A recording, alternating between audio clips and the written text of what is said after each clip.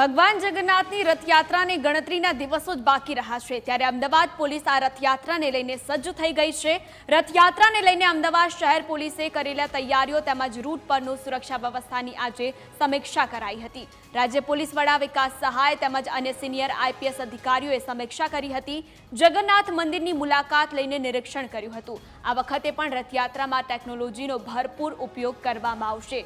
Drone camera, CCTV camera તેમજ GPS camera તેમજ body Warne camera સાથે શહેર પોલીસ તૈનાત રહેશે।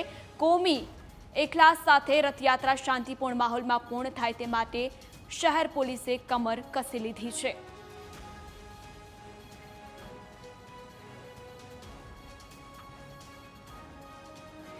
ત્યારે અમદાવાદ શહેરમાં જે માહોલ છે એ માહોલ ખૂબ સારું છે, ખૂબ સકારાત્મક છે, ખૂબ હકારાત્મક છે અને અમદાવાદ શહેર પોલીસ તરફથી આ રથયાત્રા બંદોબસ્ત માટે તમામ જરૂરી વ્યવસ્થાઓ કરવામાં આવી છે।